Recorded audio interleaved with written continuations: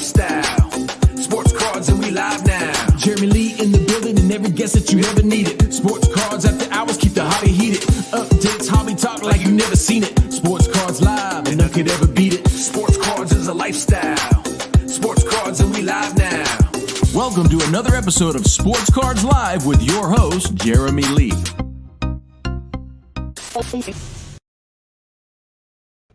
All right, here we go, everybody, and welcome to episode number 135 of Sports Cards Live. It is Saturday night, April the 2nd, 2022. My name is Jeremy Lee.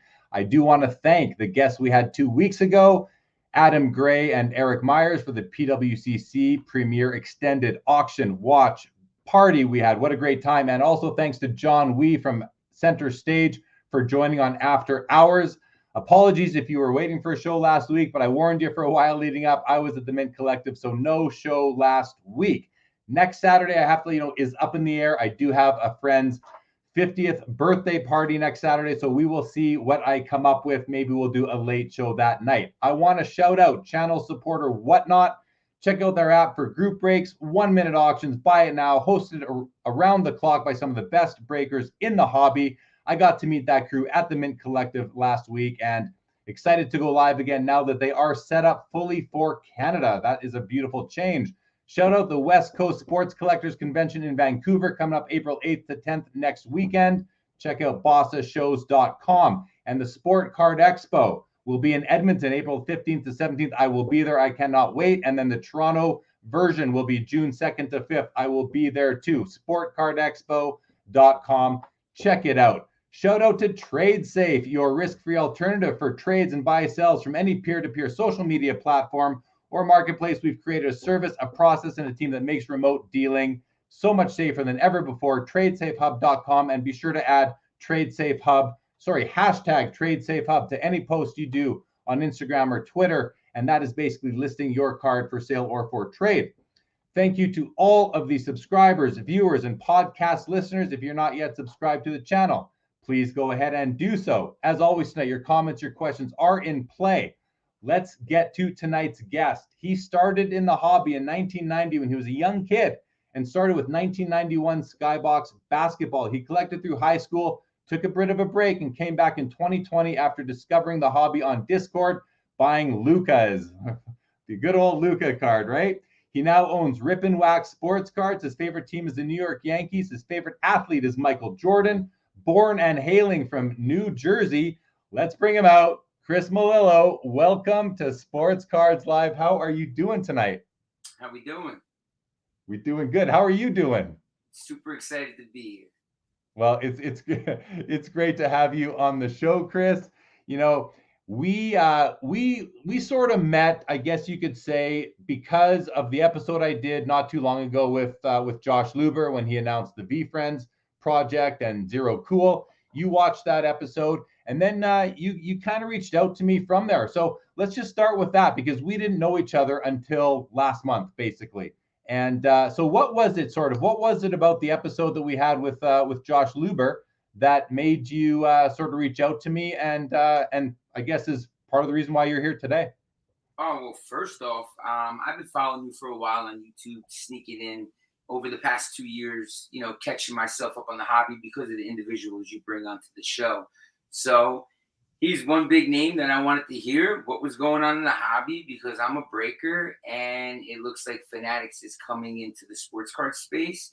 And as a breaker, I'd like to hear what he had to say. So, I didn't know he was on other shows. When I first found out he was on your show. So I tuned into Sports Card Live. Right on. Well, that was cool. You reached out. You actually shared it quite a bit on your Instagram. So thank you for that. And then what was next? So the Mint Collective was last weekend in Las Vegas. You were there, and got to see you there. So talk a little bit about the Mint Collective and your experience. Actually, before we get into that, let's learn a bit more about you, Chris, because I've had one or two breakers on the show before. This is episode 135. So we've been doing this for a while now. I've had a couple breakers on in the past, but it's been a long time, well over a year, I would have to think. So let's talk a little bit about you as a breaker, and but what led to that? So you started collecting in the early 90s as a kid, how long did you collect, and what kind of got you to maybe take a break?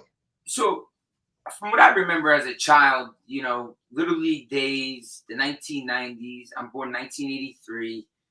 I grew up in that time where, that insert, the 1990s, Jordan was everybody's favorite player. The Bulls were in the championships. Basketball was crazy. People went after basketball cards. Sports card shops were everywhere. I started collecting like most kids around 6, 7, 8 years old. I first had a 1990-91 Skybox under my tree, and there was a local card shop that happened to be right next to the high school and no farther than a mile and a half for me to ride my bike to for basically my whole childhood. So growing up as a kid, this is a store I went into until I was 15, 16 years old, until high school came, and American Legion ball, high school ball came, and I was big into baseball. So those are the things that took over at that time, getting my license, 17 years old, girls. Like, let's be honest, these are the things that took most guys my age, right? For sure. I will admit though, when I went through high school, yes, it was the same, but I kept my eye on the cards still, even right through grade 12 and graduating. University kind of slowed down a little bit, but still had my eye on things, was still buying the odd set here and there. But so that all happened.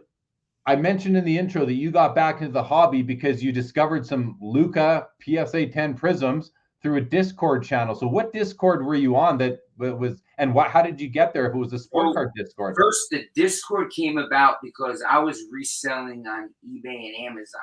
And I didn't know about Discords until I found out about resellers. Resellers happen to use Discords to post items in. Well, at one point in time, there was a reselling Discord. I have to think of the name of it. It still exists. I believe the name was Flip Flip.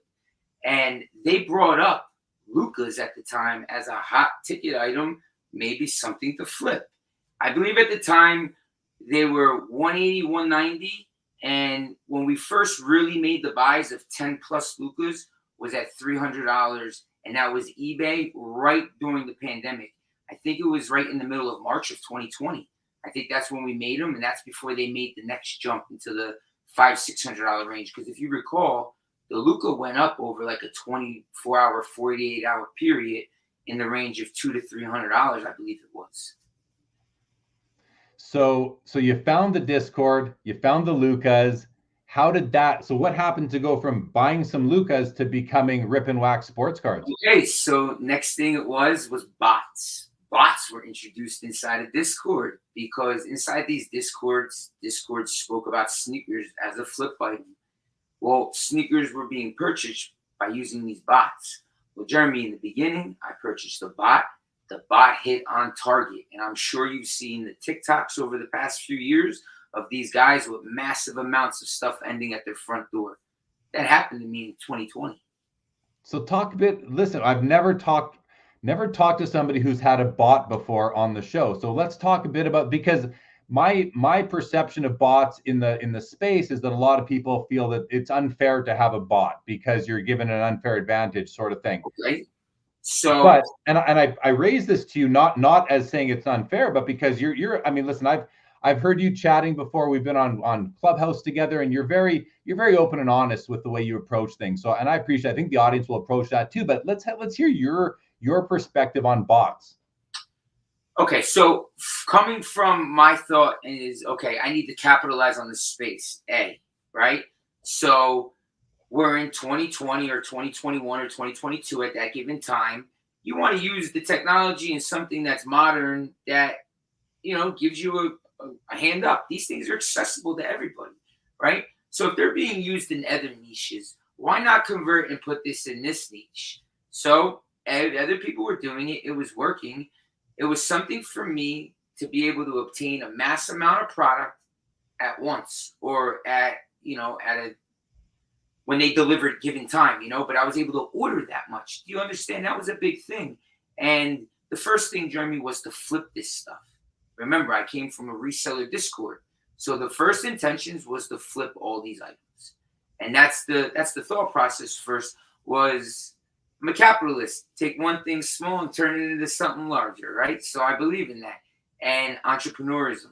So that's what led the path of the Lucas, the bots, The bots allowed me to obtain an item by not going into the store and obtaining mass amounts of it. Quite blank. That's what it was. And I didn't care what others thought at the time. That never even crossed my mind.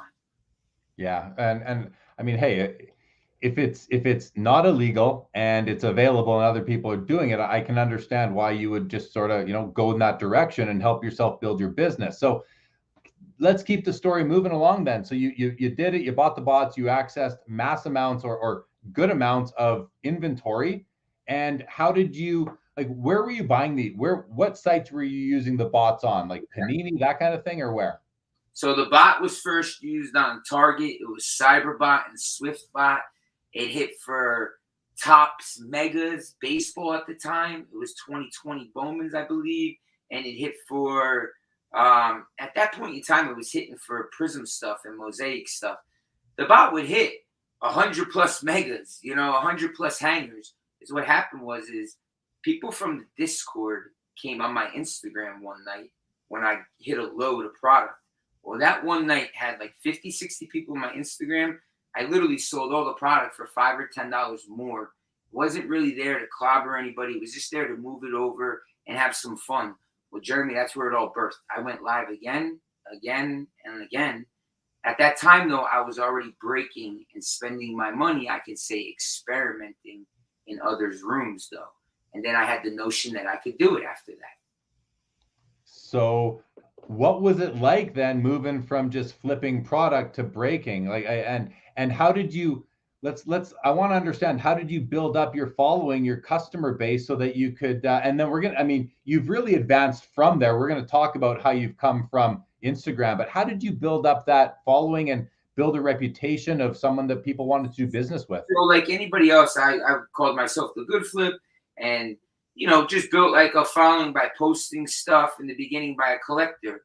And at the time, Instagram was really in 2020, like grooming its way. And I was going in a room called Rizzo Sports Cards. At the time, Rizzo was a hot room on Instagram.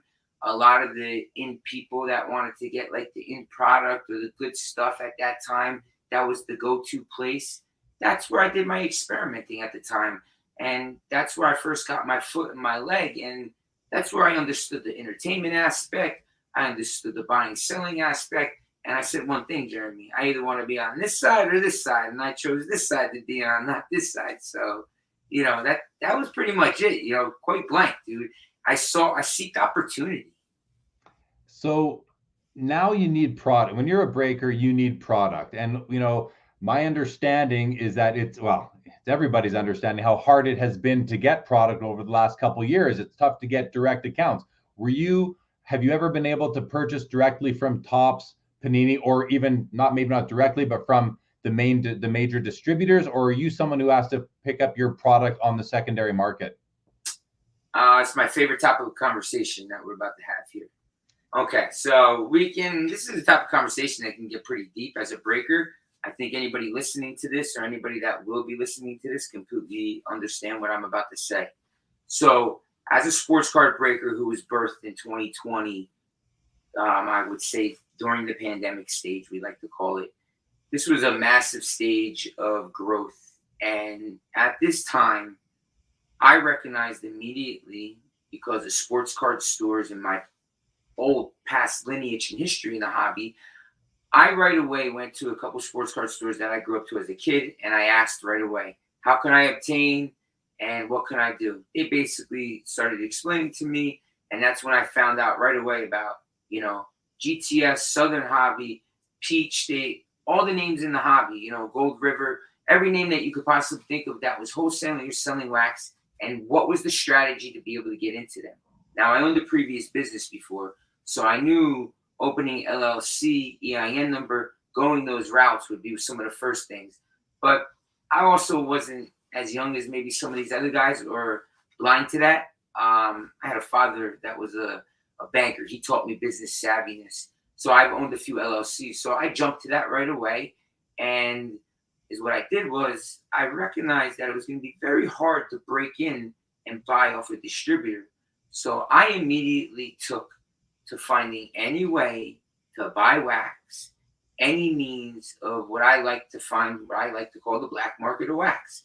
anybody that would backdoor wax, anybody that was holding wax throughout the years, that was acting as a middleman or a wholesaler outside of the general wholesale, actual wholesalers that are out there. That's the route I looked. And I found out that right away, this market existed. And that's the market I immediately tapped into right away to buy from. And eBay. Buying unopened product on eBay, waiting for it to get shipped over, and then opening it on the channel. So in the beginning, you got to remember, it wasn't easy to obtain product during the 2020 stage. And not everybody had all the money to buy cases of hobby the way I do now. I didn't have that buying power, Jeremy. My buying power turned from mega boxes and single hobby boxes into the cases that we see today. Okay. And so you just had to build your bankroll, for lack of a better term. One over another. Yeah. So these challenges of getting product for breakers, it seems to me like the hobby overall, the whole ecosystem of our hobby, puts a lot of value into breakers. Breakers are not just something that's happening. It's not just a trend. They are a significant, a significant cog in the chain of distribution within our hobby. And yet it's tough for you guys to get product. Are you seeing any improvements there? Do you sense any improvements coming? What are your thoughts? Like, how are you? Because it's a continuous battle. How do you deal with that? So I have been offered from distribution companies to be able to open the door and buy off them. But then this is the problem right away.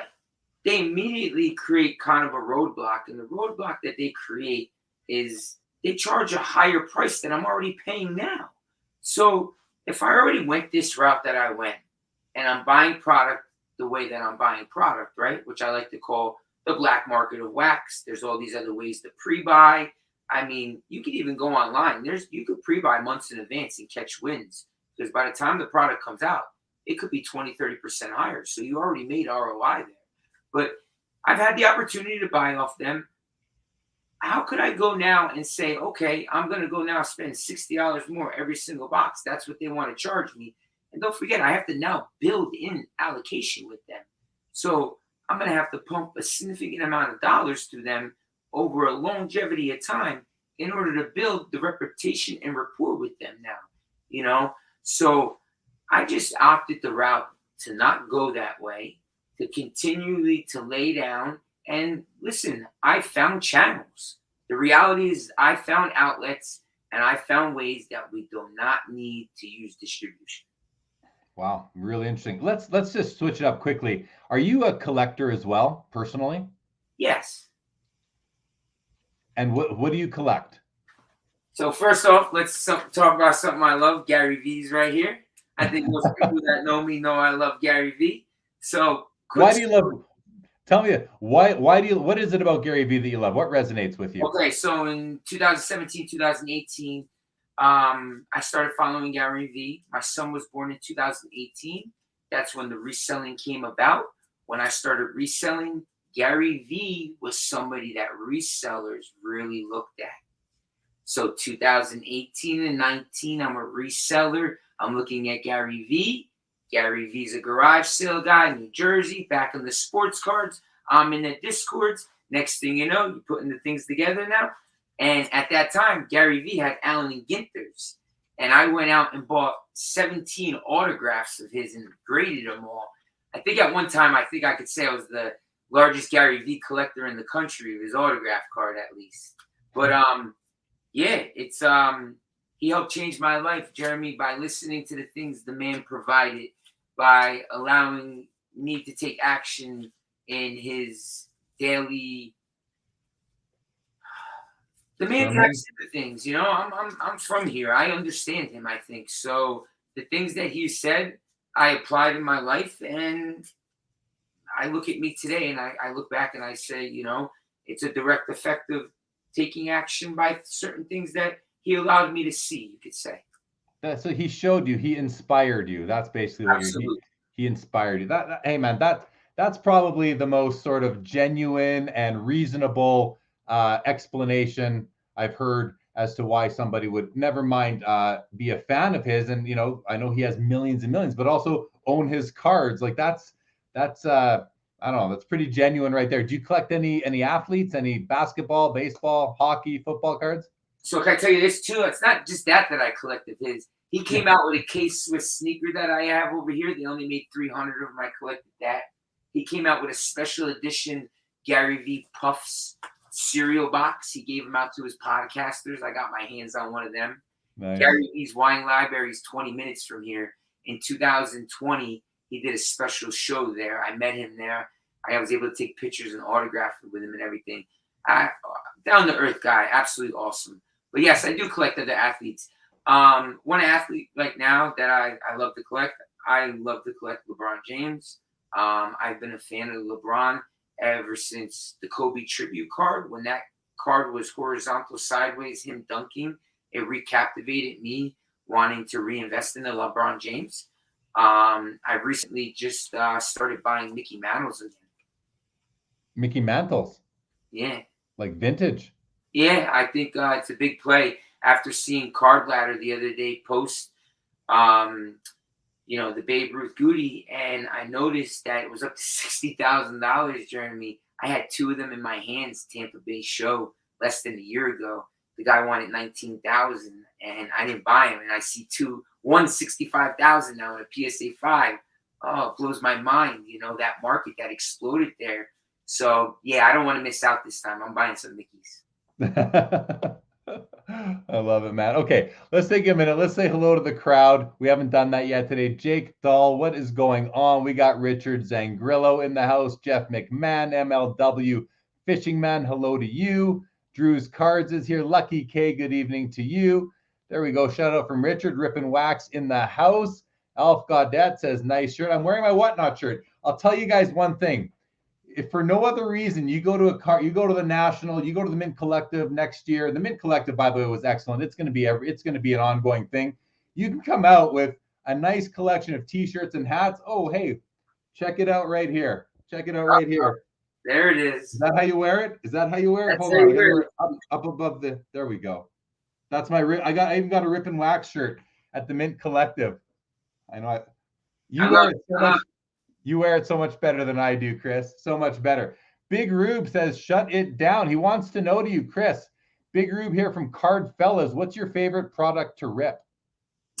What's my favorite product to rip right now? My favorite product right now is F1. I think he knows that. F1. Yeah, there's been a lot of action on the F1 lately. Chad Shipper, good evening to you. Caesar Alcazar asks a question that we are definitely going to be getting to soon, but let's just get right into it right now. Before we do, Crackton Cardco says he has 12 of those Gary V signed Ginters and goes on to say Gary V is the reseller's GOAT, which you've just corroborated. So, hey, we're not going to doubt you guys on that. Makes sense. He is very inspirational in his daily social media appearances. But let's go to Caesar's question here. He says, any concerns about Fanatics taking over and their distribution process? So why don't you jump into that, Chris? But give me 1 sec. I want to go to Crack Cards. He says, just go to the big shows with a shirt on your back and you'll come home with a wardrobe. That's what I'm saying. I've got like 4 other ball caps right there. You can see. I'm going to quickly. This is my baseball cap haul from the show. We got Liquid Marketplace. These guys are going live right away. So good luck to Liquid Marketplace. Whatnot. I know you stream on Whatnot. We're going to get into that. Whatnot sponsors the show, and I work with them. So excited about Whatnot. We got the PWCC hat, a nice new hat, says Vault on the back, 1 of 1 Vault. That's kind of neat. And then we got this one. If anyone hasn't seen it yet, Beckett has relaunched their brand, and this is their new logo. This is the new Beckett logo right here, and this is my Beckett cap from the event. So, and then of course the Rippin Wax, which you see, Chris. Usually when I wear a ball cap, the beak here, it'll curve down and contour to the head better. This one doesn't contour to my head, but boy, it looks good on you. And okay, we have Albert Jones. Good evening. Richard says PWCC had the best swag. I love my hat and my portable charger. Right on. Okay, let's go back to Caesar's question. Concerns about Fanatics taking over. And then this is going to be from a breaker's perspective. As you are a breaker, you also are into the liquidity of the market, as you explained to me pre-show. So I don't want to lose sight on that and kind of group you as just a breaker unless you want to be, but any concerns about Fanatics taking over and their distribution process? Yeah, I just want to say something. People ask me real quick, Jeremy, what they look at me as.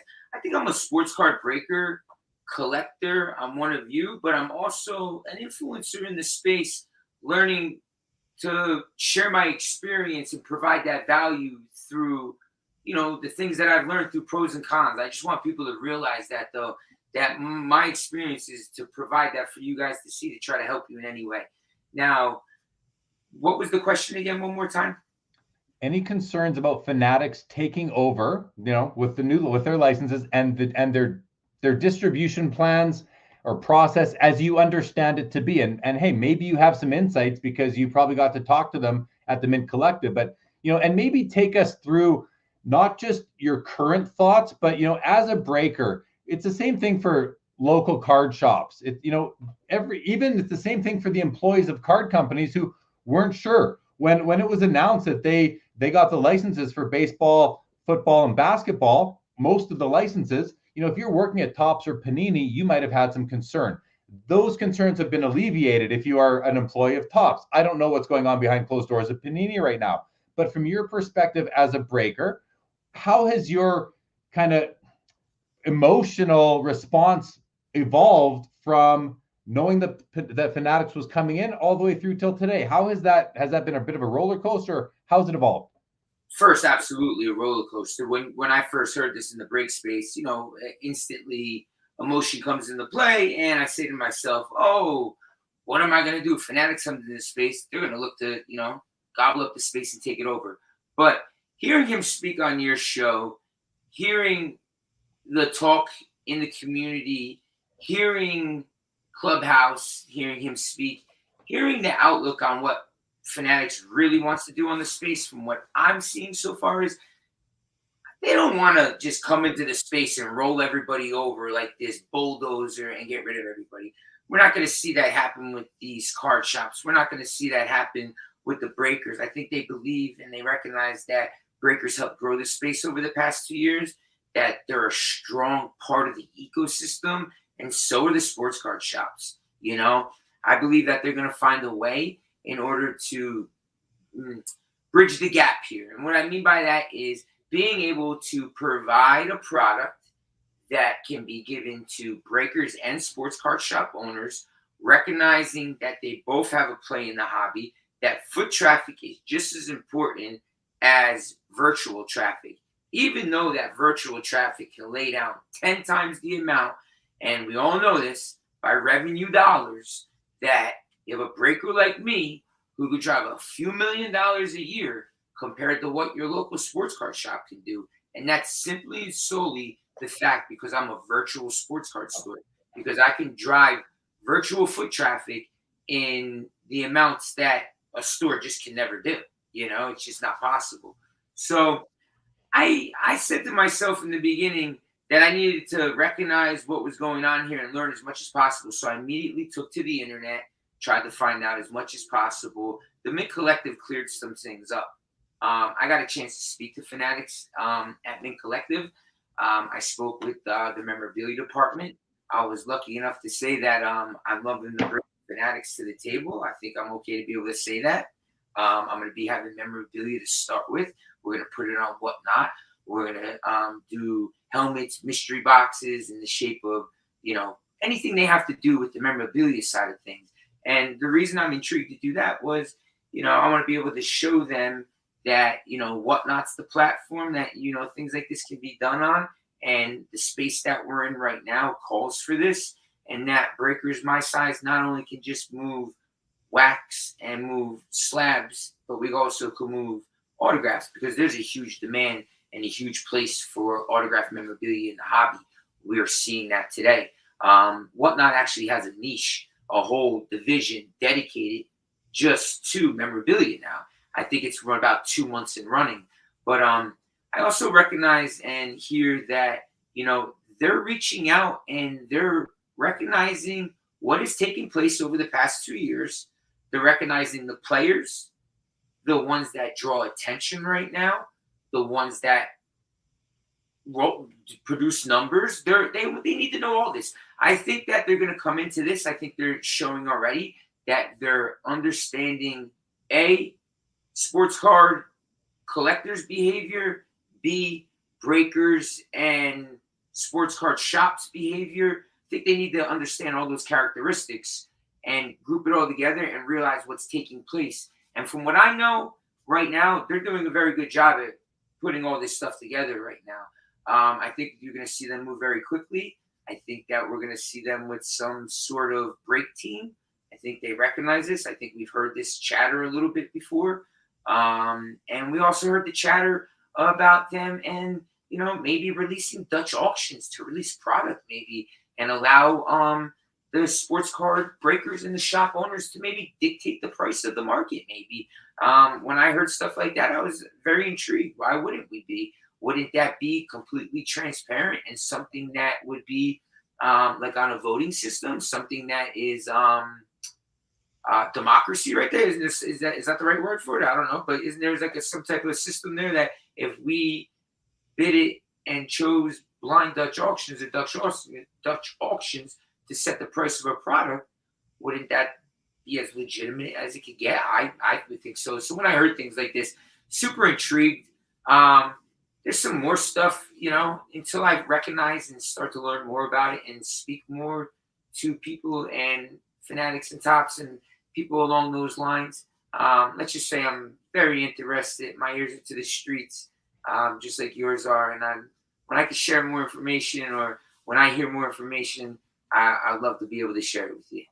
Yeah, you mentioned the Dutch auction thing, and I mean that obviously reminds me of when Josh Luber was on the show here a couple of weeks ago when they had just released the VeeFriends. It hadn't even been they hadn't completed selling it. Now you're a big Gary Vee fan. I'd like to hear your take. What do you think about VeeFriends being the first Zero Cool release? What do you think about the aesthetics of the cards themselves and because you can, I'm guessing that if you are a fan of Gary Vee, you will buy or be interested in these cards no matter what they look like. A lot of people thought they just didn't look that great. A lot of people liked the foil accents. Where did you fall? What was your position on the VeeFriends release? Okay, so I don't have them, Jeremy. I have FOMO. I wish I had them. I wish they were sitting up here, just one box. Hopefully I could trade some for one day. But I was blind to it. I'm a member of his. I get his messages to my text, to my phone all the time. I'm part of his community. This was talked about just like his NFTs, Jeremy. Yeah. I missed his first round of NFTs. I didn't believe in it at the time. I didn't believe in the NFT at the time. I got in the NFT boat a little late. I bought some of them. And then, I don't know why I missed this one, though. Recognizing that I was late to the NFT, why wouldn't this translate? So I think one thing we have to recognize, though, is a lot of people that bought these or maybe buying these or holding these could be a lot of crypto and NFT holders. So it's a mixed space to me.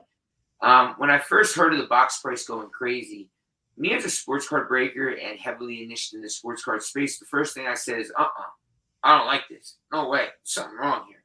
How are these cards going this much money? Well, why are my Gary V's worth double that then? That's the first thing that comes to my mind. The Allen Ginter's been around longer. Why are these? And just like you said, no, I did not like the design.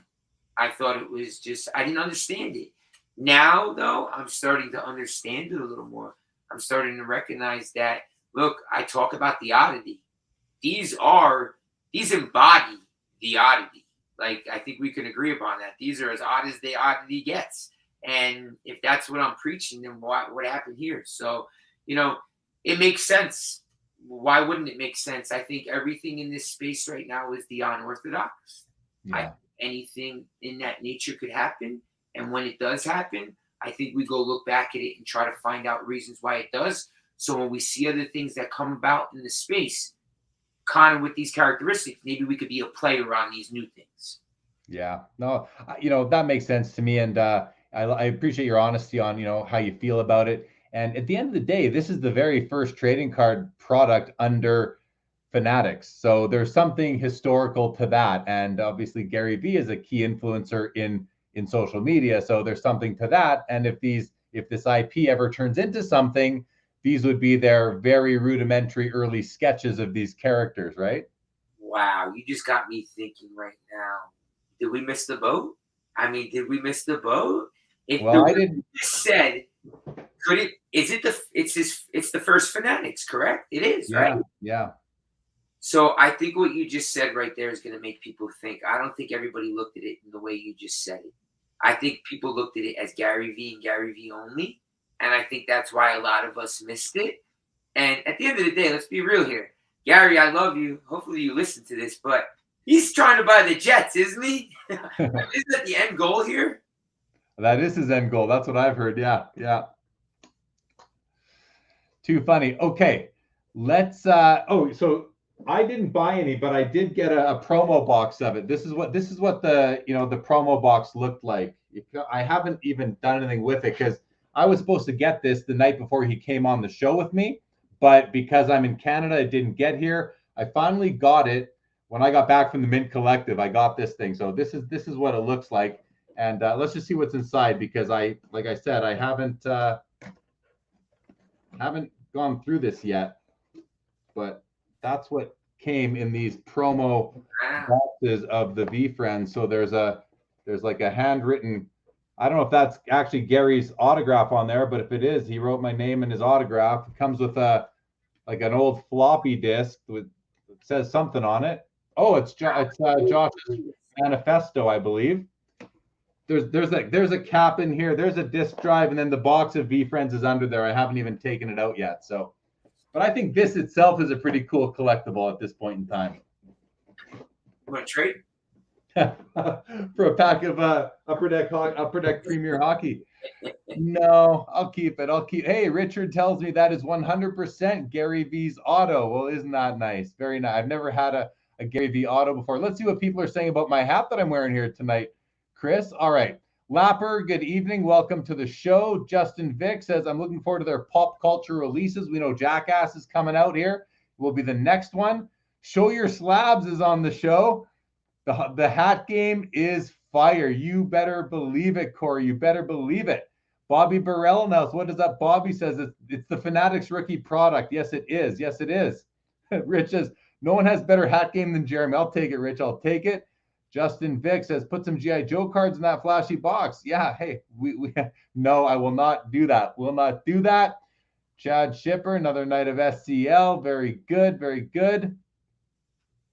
Richard says, I'm a Gary V authenticator, and Ink Wax Paper Collector says it's Gary V's auto for sure. Slab it. Yeah, I can make a cut auto out of it, or just put that, maybe get that whole thing slabbed, right? And James says that Rippin Wax is one of the good guys. So that's a nice compliment for you, Chris. Thank you. I love it. I love it. Lapper says forward hats are for baseball players. Very nice. And Ink Paper, need the hat backwards and to the left a bit like Daps fan. Daps fan, I don't know Daps fan, but I think I spotted him at the Mint Collective if I'm not mistaken. So, all right, I wanted to go ahead. Thing real quick. Yeah, I think Jackass, and when I was at Mint Collective, I really took a look over everything that was taking place there with Tops and recognizing. Listen, at the end of the day, I just want to say this: the Jackass stuff, I believe, is going to take. It's going to do the same thing that the Gary V stuff did. I really think so. I think it's the same thing of, I believe it's got 10 times the production. I believe it's like 10,000 boxes of that, I think. And VeeFriends was 1,000 boxes with 800 being open to the public and 200 being sort of placed for promotional purposes. So, but I think it'll be a different thing, right? I just think it'll be a different thing altogether. But they have a lot of good plans for the brand, and it's not going to just be Gary V product or NFT related products. It's going to be pop culture and that sort of thing, which I think is great. Tyler makes a comment here. He says, if the VeeFriends end up being in children's books and cartoons, etc., those cards are going to end up being pretty important. That's my thoughts exactly. Now, that's a big if. The very first word, that's a very big if. But Gary V has so many fans and so many supporters that it's a big if, but it's definitely plausible. So I guess we'll find out in time. I do want to come back to something with you in a minute, Chris, but a couple more comments here. Good evening, Tom Bullard. Welcome and great to see you. Steve Foley. says, Rippin Wax, it's been a pleasure to listen to you in Clubhouse, which I can corroborate that as well. I Collect Ichiro says a lot of pop culture has taken off, so wouldn't be surprised. Yeah, definitely. So, Chris, I want to go back to breaking for a second. There's a lot, group breaking. I remember when it kind of first became a thing in the late 2000s. And then we got into these things called Razes. And then you got into these things called mystery packs. And now you get into other things that I don't, Jordan, who's on Clubhouse all the time, he does some breaking. He knows all the different ways that breakers entice people to buy product and reward them with various things. And I've heard a conversation where there's even something called, I think, a monopoly board approach. There's all these different approaches to breaking. And some people in the space consider it to be a little bit too much of a gamble, like roulette wheel spins and that sort of thing. And I've heard you respond to this before, and you did it in a real eloquent way. So I want to give you that opportunity again to talk about different sales strategies that are used on the group breakers use, whether it's on Whatnot or any other live selling platform, or just on Instagram or a YouTube channel or breakers.tv, any of that sort of stuff. What are your thoughts on these different ways? And do you feel like it's too much of a gamble, or even if it is that okay? I'll just let you speak to all that. All right. So first off, being in the space, I think is what we did in the beginning is look, we all just wanted growth. We all were just looking a way to double down and find a way to provide another outlet, another shape, form of something to provide to the end user. I think is what you've seen happen is you saw the easiest stuff get implemented in the beginning. It went from basic draft to taking a snake draft where you like ladder it. So if the guy picked first the first round, he would then fall down to the bottom. So you saw stuff like that, which were like basic implements in, if you were to draft something like that. But then you started seeing everything from the wars were just wars, but then it was, Razes are a way to spot fill.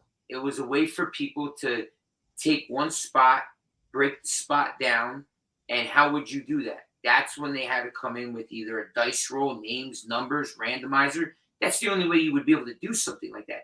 So when you first saw that introduced, now you open the door for so many other things, because you start to see games, dice, TV screens, all these things. So now you open the door to all this. Now everybody, it's a free-for-all. So is what you saw took place over the past year and a half was any way to sell an item, and any way to implement a game effect onto that break, people have taken advantage of.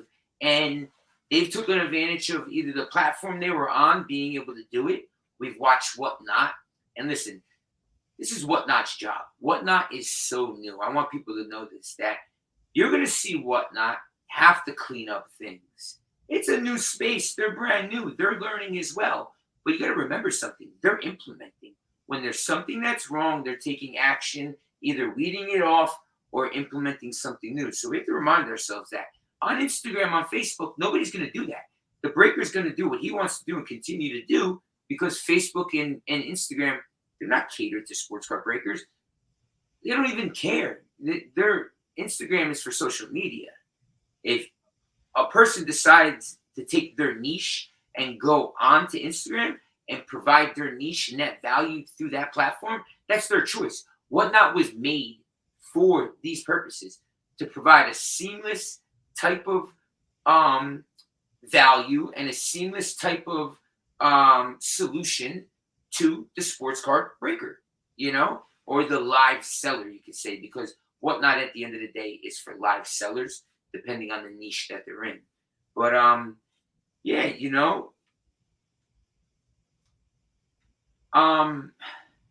rehash me again real quick with what else did they have to say? No, I mean, here, I'll bring up Richard makes a quick comment here. He says, Whatnot just needs to cut down on the overt gambling in games once and for all. So, maybe address your thoughts on that, because I guess it really comes down to, what's legal, what isn't legal. Is there any illegal activities going on, or is it just that some people in the hobby don't like it. So for once, I'm a breaker that only uses a randomizer in order to draw a name, just like anybody else, or the dice to roll it. I break all personals on my channel. I really don't really do breaks that much no more. My other daytime breakers sometimes will do day breaks. I think is what happened also is you had so much competition that people had to look for another way, Jeremy. So they started to look for these other ways, and they started to do these things. I'm not a fan of seeing these Pokemon style games that got introduced in the sports cards kind of, and it's not a shame on the Pokemon community at all. Maybe that's what works there, and maybe that's something in that space that is, that's respected, or it's okay. Well, in the sports card space, those games don't belong. There's no we're not picking 25 suitcases up here and drawing a winner now of what slabs behind the suitcase. Like that mystery style game stuff doesn't make sense. Now you want to run like an auction or have a solid baseline pack, because we all know in the sports card industry, there's a lot of companies that make mystery boxes. And the whole thing is to chase down one of the grail hits that they provided in these mystery boxes. You saw that get out of hand, though. I also think you saw Whatnot clean that up. But no, I was not a fan of it. I was somebody that was pushing back against it. I was somebody that was a breaker that was working very hard, spending $20,000 on slabs, putting my packs together in the correct way, where you're not supposed to buy $20,000 of slabs in Jeremy and turn them over into 40,000. You're not even supposed to make that happen into 10,000. Your profit margin should be like in any other business, 20 to 30% on something like that. And let's be honest, when you're doing that, you're making more of a profit than you are on wax. It's just the truth. You don't make all that money on wax all the time. And people that think that you do, they have the wrong notion here. Wax is very expensive. Wax is not cheap. If you buy early and you buy smart, you can make that little extra ROI that gives you those wins. But no, I'm not a fan of the gambling. I think we need to get rid of it. I think all these extra dice games that make it look like we're in like a Atlantic City poker house. That's not what sports cards are. Sports cards are, you buy a spot, you buy a box, you enjoy the box opening, you enjoy the entertainment. The breaker's job is to provide that and then curate the cards and be like a librarian and someone who takes care of these and then provides good shipping and quality care. That's what a breaker's job is to do. And that's, we need to get back focused there. Implementing all these games, we need to get rid of it. Point blank. Yeah. It can't be. You fill a spot, you buy a division, you buy a team, and that's it.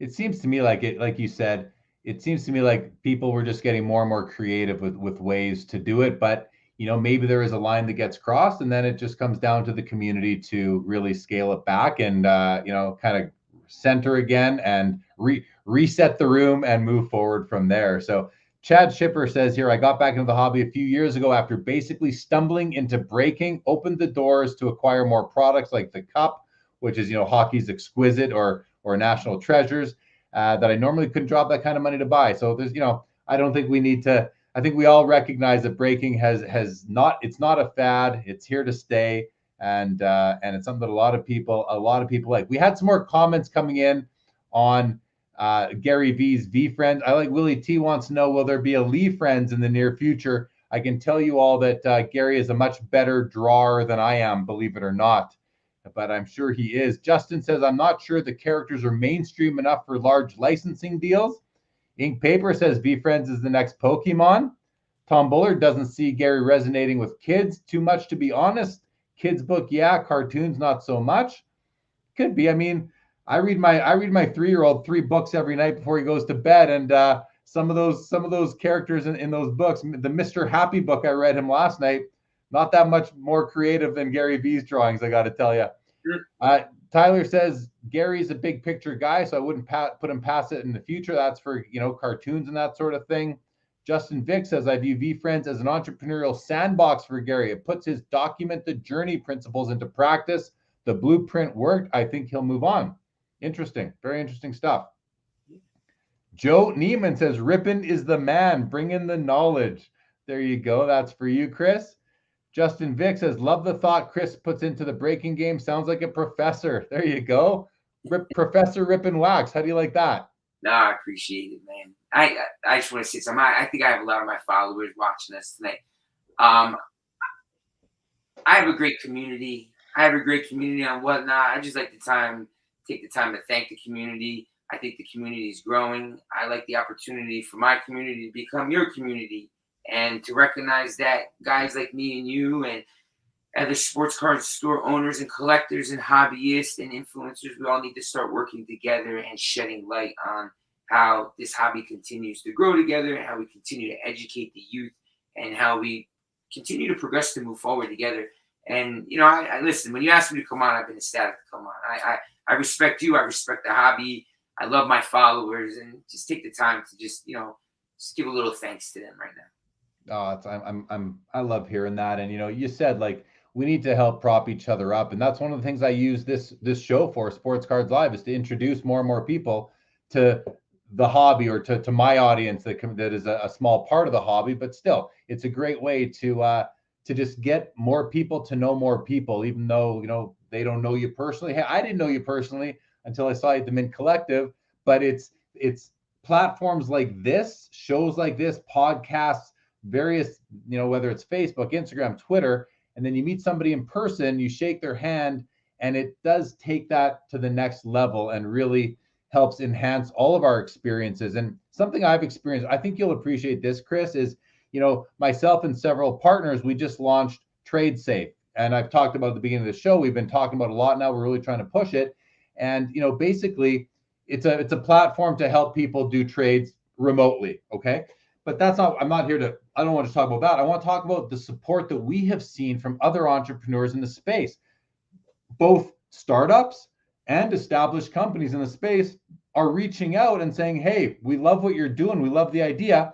Let's see if we can work together. And that's what you said, right? Let's see if we can work together, prop each other up, support each other. And I think that'll make for a very unique industry at the end of the day, the industry that underlines the whole collecting hobby, because we need services and products in our hobby to keep it growing and interesting and all that. So it's nice to know that you're of the same mindset. You want to help everybody collaborate and work together and really make the hobby a special place. Does that make sense to you? Is that kind of where you're at? Of course, absolutely. At the end of the day, look, we only grow as we grow together. I think we all recognize that in this space.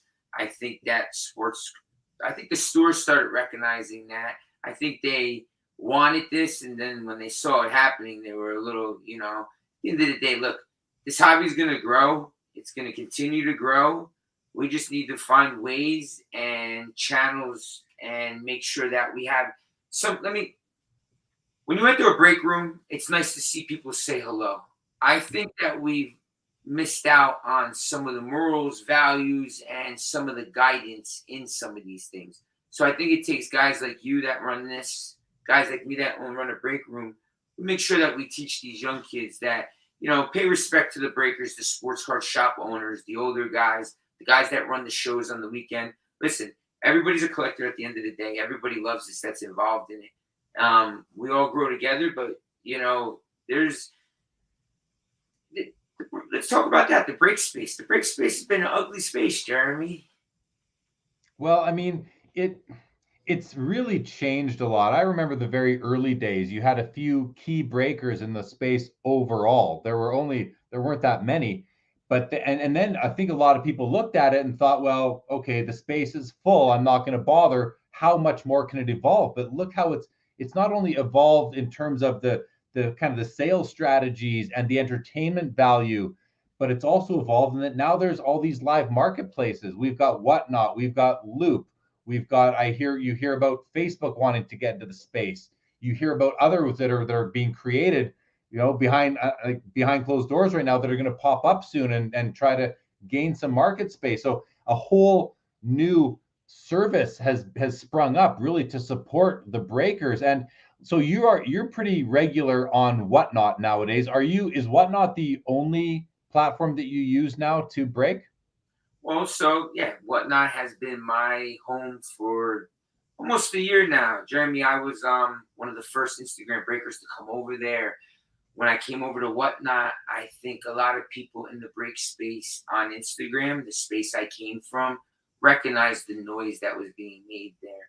A lot of them came over, a lot of them are there now. Some left, some went back to Instagram, but I break full time on there. I saw the value that Whatnot, provided. And let me just say this. It was like, you get a taste of that candy. Once that candy tasted so good, you don't want to go back to the other candy. Well, there was no reason for me to go back to Instagram after I got a taste of Whatnot. It provided all the things as a single breaker I was missing out on.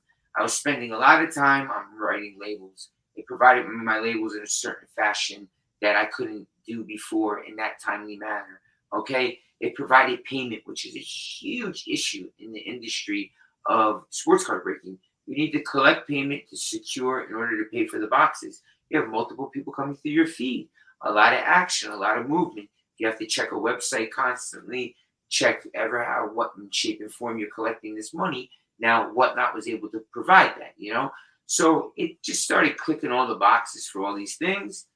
Got there, stayed there, never left. Been there ever since. Have an amazing year on Whatnot. Provided some real big numbers. I am a single breaker on Whatnot. I break single boxes. There's not many breakers on Whatnot right now that break only single boxes. A majority of them do all team breaks. It's just the way my channel's been carved on there. I've done what the user has wanted when I'm live. I know people do want to do breaks with me, but my demand for personals has grown so large that I go on at nighttime. I'm known as the nighttime breaker. I'm known as I was known as the single man show in the hobby for a long time. I do have help now, Nick. Don't want to lose out on Nick. He's great help to me. But listen, this hobby's been a tough thing. I've done everything that I can to grow as large as I can all by myself to take upon as many things. It just gets to a point you can't anymore. And look, I've stayed on Whatnot because Whatnot was able to allow me to stretch a little more, Jeremy. It allowed me to do more by myself. And look, today I go live by myself at nighttime. I have help with shipping. If I didn't have Whatnot, that wouldn't be possible like this. Yeah, no, that's it's good to hear. I mean, they obviously saw a gap in the hobby and they went to fill it, and they've done a great job for sure. Couple comments that are coming through. Tom Bullard's here says that that was his thought with the book angle, basic, simple kids book. We're talking about Gary V's VeeFriends, anime style cartoon on network TV. No, LOL. Nicholas here goes, I started watching Jeremy because of Chris, and now he's a guest. This is wild. So I'm guessing that he started watching me because after the Luber interview, you posted a bunch of stuff to your Instagram. So welcome to the show, Nick. Great to have you. Lucky K asks everyone to smash that like button. I appreciate that.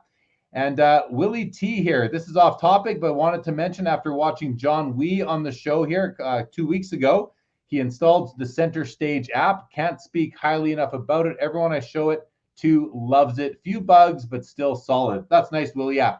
Be sure to check out the Center Stage app, everybody. Download it on your phone. It's a really cool way to grab some quick comps of cards on the fly. I actually used it at a card show today. So that was, I used it on an Oscar Robertson 1961 Fleer rookie at the show today. And it was helpful. I did not end up buying the card. I bought a different card at the show today, but I did use it. So cool. And thanks for the reminder, Willie T. All right. Should we talk a little bit? Let me just see. I'm just looking at my notes here quickly. I want to make sure we cover off everything that has to do with you as a breaker, because I do find it fascinating. I know a lot of people are interested in the space, but I think we pretty much covered it. Is there anything else that you want to mention or talk about when it comes to your business, breaking, on Whatnot? Anything else there that we might have missed? For the most part, I just want to say this, that a lot of people ask me this, Chris, how do I get into the space and how do I gain more followers? I think those are the two most asked questions of me as a breaker. So maybe we address those two questions. How do I look and how do I do that, or how do I go about it? This space is a hard space to get into right now, Jeremy. I'm asked every day how to get on Whatnot. think that people need to provide content and provide value in a way that maybe people are not doing it now. And I think it comes down to one thing. I want people to recognize that it comes down to the educational aspect. If you could provide education and you could provide value that way, followers will come, people will come, and it will grow. So that's something that is good for the youth in the hobby and something that we need more of. So any of you that are trying to enter this space, any of you that want to get better at the space, do something different than what the others are doing. And I'm telling you right now that the biggest thing that's missing in this space is the double down on education. There's not enough people talking about it. There's not enough people providing it. And I want to remind you something. You don't have to provide education by being the teacher exactly. Remember, something could have gone wrong. By you providing that to somebody, you're providing them a solution to something that won't go wrong in their break or something wrong with them.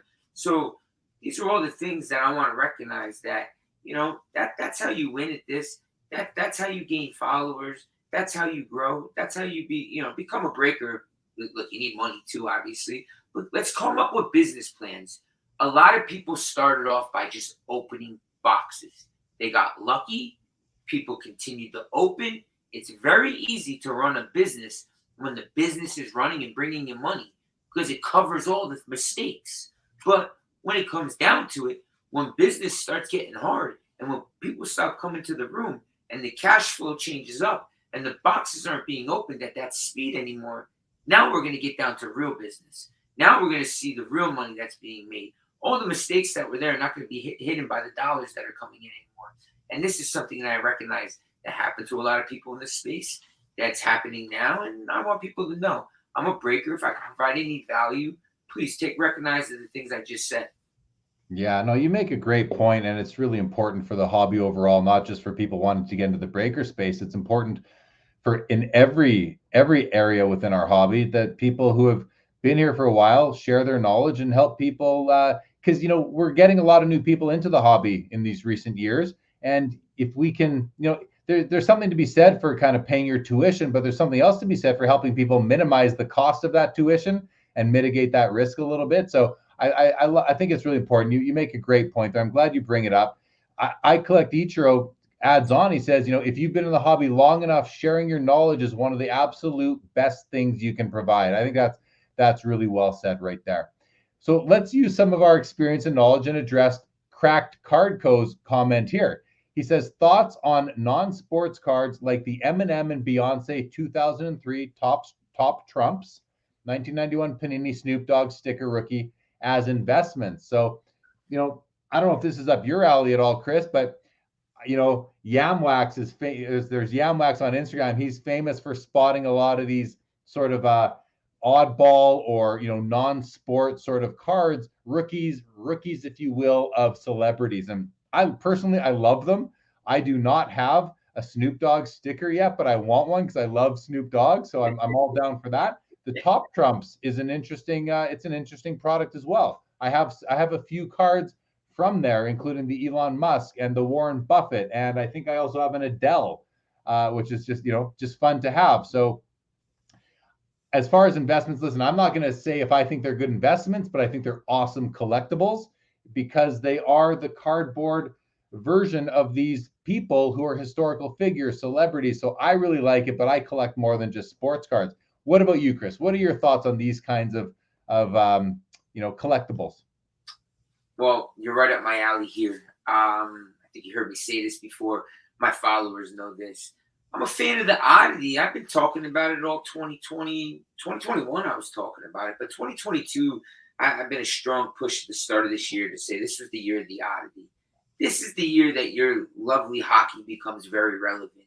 This is the year soccer, the two sports that nobody wanted to touch, become relevant. This is the year golf, tennis, UFC, WWE, F1, all these things outside of non-traditional sports of baseball, basketball, football started becoming relevant.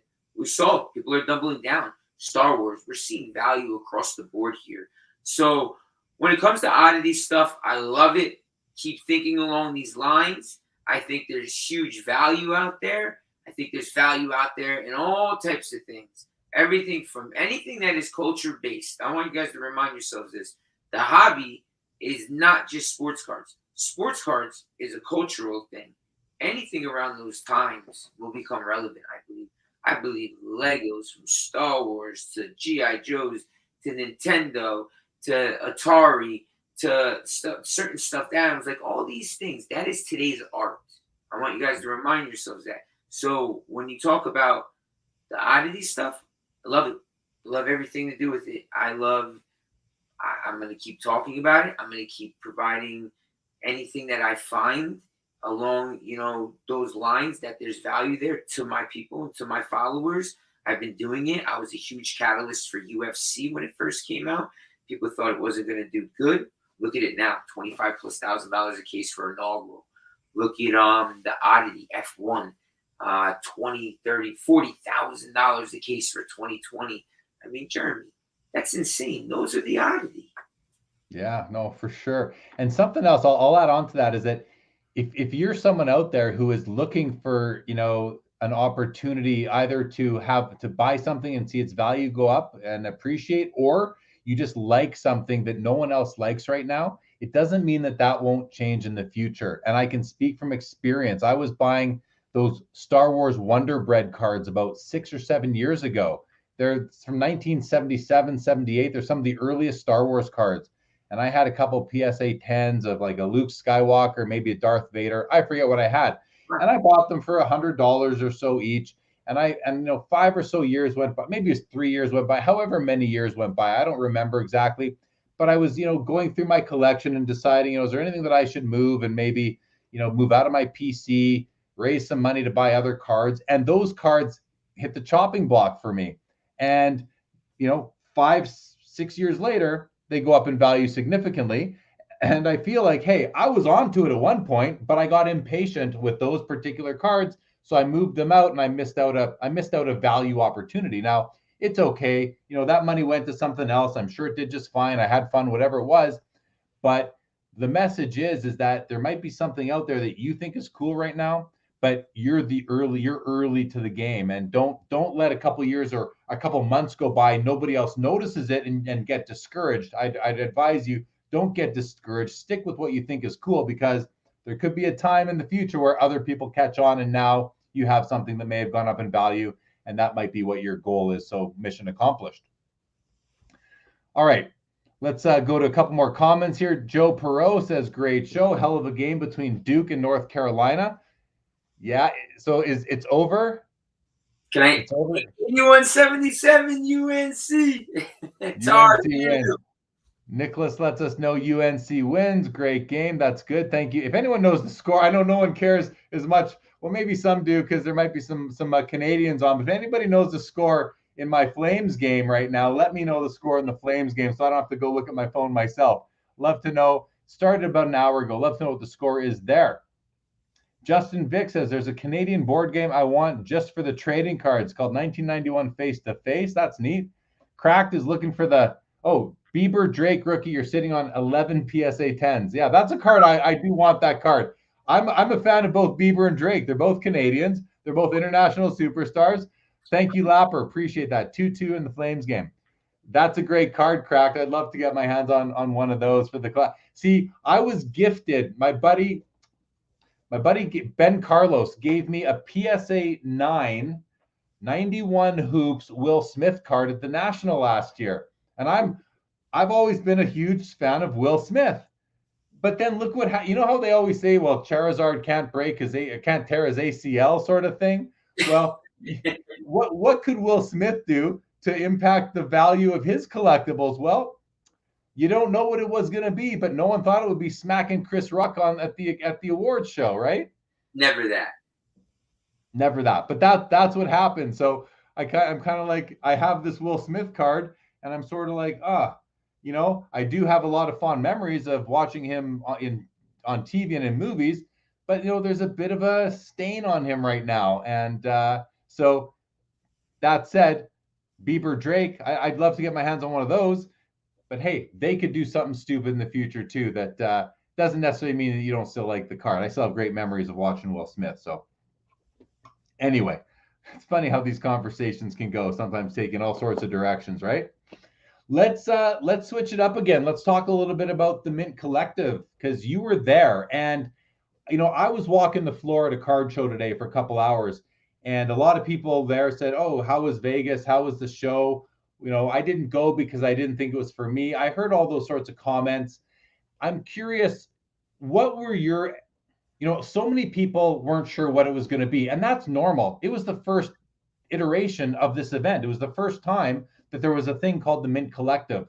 And I'll, very quickly say that my looking back on it, it was very much a trade show. It was like an industry conference trade show that included a marketplace, also known as a card show. There were actually more card vendors there than I was expecting, but it was so much more than just a card show.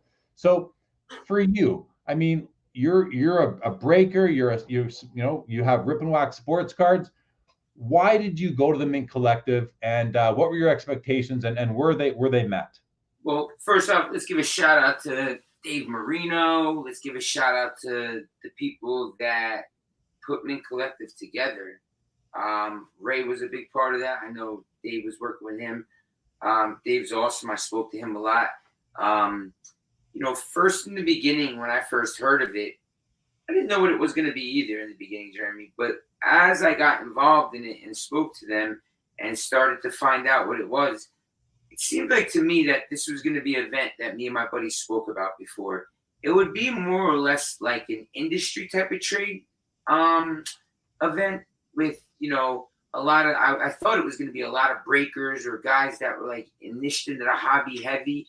But seeing all the big players in the hobby come to this event and treat it like it was like a mini nationals, had that vibe, but I was able to connect with everybody in a way that I wasn't able to connect at nationals, was amazing. I mean, hands down, the event was killer. All right. You got to speak to people that you probably didn't get to that one-on-one time that you did at the nationals, because it's just too crazy. There are millions of people, no room, or it's just too loud. You didn't have that problem here. All right. I think they chose a great city. The environment was right. After the day, you got the hotel, you got entertainment. It was March Madness weekend. Everything was the event, the timing, the locations, the big names at the event. It all had a part to play in it, and even the people that put it together, I don't think people recognized what it was. I think there was a lot of FOMO out there. People went back and said, man, I wish I went to this show. Unfortunately, now we know for the next one, I think that one's going to be bigger and better. I think you're going to see a lot more people attend it. The one-on-one time, the connecting, I think on a personal level is what a majority of people will say is that's what we took away from here that you weren't able to get from other places. Plus, collectively putting everybody together. It might be one of the first times that we saw PSA, Beckett, SGC, all of them on a stage together speaking about the evolution of grading and where grading is going to go and things that are taking place right now and how they're addressing issues and stuff like that and listening into on this, I don't know of another place besides really the industry summit that is remotely along these lines. Yeah, no, that's my takeaway too. You just mentioned the way grading was going. There was a panel on, I think it was titled "The Future of Grading." So it was a four-person panel. You had, and I'll see if I can get everyone's name right. I think you had Andy Broom from CSG. You had Peter Steinberg from SGC. You had Kevin Linane, he's the president of PSA. And then you had also Jeremy Murray, the president of Beckett. So you had the big four grading companies and all of their leaders on the stage talking about the future of grading. What were you there for that whole panel? Because I came in, but I only caught the second half. Were you there the whole time? I was there for the whole panel. I thought it was a great panel to listen in on. I thought at the end, some of the questions that were asked to them were some good questions. For instance, the gentleman spoke about population control. Listen, I just want to say this. They buried that. For all you guys out there that think they're controlling population in a certain way like that, or how about that they're giving boxes and Panini and Topps are giving certain boxes to certain people to open that have the hits in it. Listen, there's too much action, too much going on. There would be such delays on things if these type of things were taking place in the hobby constantly. Hearing them speak about population control and lay that to rest was a great thing. Hearing them talk about though and what they're trying to do and catch up the backlog, I believe you heard about that. I like the idea that PSA is saying to us that, they're going to do 80% of that and only 20% of the new cards, if I understood that correctly, Jeremy. Yeah, that was it. Say, correct? Yep. So that's one thing I walked away questioning, though. I did a little bit. Is that what's really taking place? Because, Jeremy, I'm grading cards now for $90 and I'm getting them back awfully quickly. A lot of people are grading as well. Well, how are we getting them back so quickly if we're working on 80% of the backlog? Yeah. So there's a question I asked myself. But look, overall, these guys, you hear the technology they're entering into this space. Did we hear Beckett about buying new technology? Did they talk about buying? What was the technology about? The scanning of the technology by being able to grade a card, correct? What I understood, Beckett has made 2 acquisitions. I think one closed, one is at the like LOI stage, but they've acquired a company called Knox, and Knox is going to be the new sort of collector experience platform for Beckett. It will be the new website as well. Beckett's website is being completely overhauled. I do believe they expect to have the new site out and fully functional within 3 months. It's also going to be, so they also announced a vault, which, everyone's getting into the vault game now. And they also announced that along with Knox, they have another thing that came with Knox is this NFT technology, where if you have a card in the Beckett vault, it's graded in their vault, they will now issue you an NFT for that card. And that NFT is going to be in the form of a QR code. So if you scan the QR code, it will take you to the card. You can now sell that, I believe you can now sell that NFT for either cash or crypto. Crypto, they're going to be using OpenSea as a marketplace. And if you sell your NFT, you've now sold the card underlying it as well. So it's basically the NFT has become a form of title or a form of deed to the card, which, I actually said that on this show several months ago, that's how I can see NFTs attaching to cards. And I wasn't alone thinking of that. Some people are way ahead of me and actually are making it happen, such that they've even had a liquidity event and sold their business to Beckett. So congratulations to Knox. It's NOXX. Congratulations to Knox for that. And then they've also acquired DoDilly, which I think is what you're talking about, right? Yeah. So DoDilly, yeah, you take a picture of the front and the back of your card with your phone. It uploads to their app, their back end. They process it and they pre-grade the card remotely based on images you send them. And they use terminologies like a heat map, Doppler radar sort of imaging that this technology can produce. So I'm still not, I need to see it to really believe it, but I'm not saying it isn't happening. I'm just saying I can't in my own head understand how you can grade a card on surface based on images, but they say they can do it. So I guess we'll see. I guess we will see. I heard that, I guess, taking pictures of maybe a PSA 10 Zion and not taking just one 10, but having 100 different 10s and taking all those pictures and building that catalog and building the algorithm, then the 9s, and then going to BGS and taking the 10s and the 9.5s and the 9s.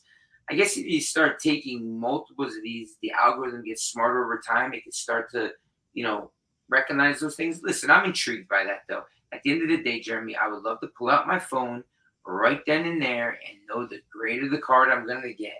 Who wouldn't want to see that? I think it's awesome that we're thinking about those things. But it's always going to have a parameter. It can't be perfect. How could a phone scan something and now Beckett has to give me that grade? That's the thing I'm worried about, is the transparency factor there on whatever they say it's going to be. Now, how does that get implemented into the actual grade that we're going to get, Right. Yeah. It's similar to me to their raw card review, where they'll give you a raw card review, but if you take that card away from their booth at the card show and then try to resubmit it, you're no longer guaranteed the grade that the raw card review awarded. So I could see that being a similar sort of thing where the hobby just has to understand that, yeah, you might get a do dilly score of a 9, but Beckett's not going to automatically award that. It's more of just a bit of an indicator to you as to whether or not it might be worthwhile to send in. Who knows what's going to come of that? I don't want to judge it now because I don't completely understand it, even though I was at the event where they announced it for the first time. That was a Thursday night. Beckett had a VIP party, and I luckily got an invitation thanks to John, the basketball card guy. But it was a fun event. They announced it, and some of it was over my head, but I want to see it in action, and I want to understand it before I really judge it favorably or unfavorably, because I will admit I just don't completely understand how it's going to work. But yeah, that's something that came out of the Mint Collective, was Beckett's handful of announcements. The other thing that they made clear was that, they understand that the Beckett brand has stagnated and that they sort of dropped the ball on advancing technology for the last 25 years. And there's a new interim CEO in place. Seems like a very sharp guy. His name is Justin. He agreed to come on the show with me in the future. Real sharp guy. Really impressed me. So, I think that they're going to be able to not only salvage the brand to the degree that it needs to be in respect for Dr. Beckett, who created it, and in respect to the hobby, because the Beckett brand is synonymous with the hobby for so many of us. The fact that they are actually kind of realizing that they let it slip a bit and it's time to get it back to the stature that it has been at for so long and deserves to be at gives me faith that they will make that happen. Hopefully they will. And that brand will continue to live on. And speaking of Dr. Beckett, he will be my guest tomorrow night on Collectible Live, and we're going to go over the Mint Collective from his perspective. We're going to talk about the Beckett rebrand and the launch and the announcement. So if anyone's interested to hear, now keep in mind, Dr. Beckett has not owned Beckett for 15 years, I think 17 years now.